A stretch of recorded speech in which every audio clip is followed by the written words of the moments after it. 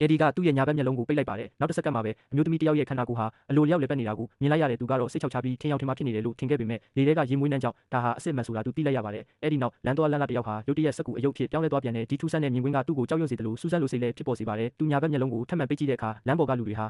ပုံစံအမျိုးမျိုးပြောင်းလဲကုန်ကြပါတယ်အမျိုးသမီးတစ်ယောက်ရဲ့ခန္ဓာကိုယ်ကအတုံးခဲတွေဖြစ်သွားပြီးနောက်တစ်ယောက်ကတော့လျှက်စစ်ပလက်ပေါက်တွေနဲ့ဖုံးလွှမ်းသွားပါတယ်တချို့ဆိုရင်ခန္ဓာကိုယ်ကတဝက်စီကွဲနေပေမဲ့အသက်ရှင်နေသေးပါအဲဒီဟာကြောက်လန့်တကြားနဲ့နောက်ဆုတ်လိုက်စင်မှာပဲလူမိုက်ခိုင်းခေါင်းဆောင်တစ်ယောက်ကိုမတော်တဆတိုက်မိသွားပါတယ်သူလှည့်ကြည့်လိုက်တဲ့အခါထိုလူဟာစက်ရုပ်တရုပ်အဖြစ်ပြောင်းလဲနေတာကိုမြင်လိုက်ရတယ်ဒီထူးဆန်းတဲ့မြင်ကွင်းကြောင့်အေဒီကသူ့ကိုတွန်းထုတ်လိုက်မိပါတယ်ဒေါသထွက်သွားတဲ့အဲ့ဒီလူကသူ့တပည့်တွေကိုဂရီကိုဖန်ခိုင်းပြီးလက်ချောင်းတွေကိုဖျက်ဖို့ပြင်ဆင်ပါတော့တယ်ဒါကလက်ကိုထိခါနီးအချိန်မှာပဲအဲ့ဒီကအဲ့ဒီလူရဲ့ငယ်ဘဝကအကြောင်းအရာတစ်ခုကိုထုတ်ပြောလိုက်ပါတယ်အဲ့ဒါကတော့ဘယ်သူမှမသိတဲ့လှုပ်ဝက်ချက်တစ်ခုပါအဲ့ဒီလူဟာကြောက်လန့်တကြားနဲ့ပြိုလဲသွားပြီးငိုပါတော့တယ်ဒီကလူတွေရဲ့လှုပ်ဝက်ချက်တွေကိုဘယ်လိုမြင်နိုင်တယ်လဲဆိုတာသူသိချင်နေပါတယ်အိမ်ပြန်ရောက်တဲ့အခါမှာအဲ့ဒီကသူ့ညာဘက်မျက်လုံးကိုထပ်ပိတ်ကြည့်ပြန်တယ်ထိုလူဟာစက်ရုပ်ဖြစ်ပြန်ပြောင်းသွားပြန်ပါတယ်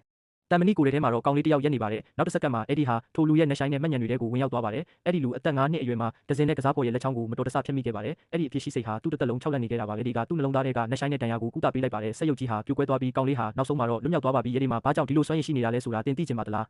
ရုပ်ရှင်အညိုးများကြည့်ရှုရန် follow လုပ်ထားပေးပါ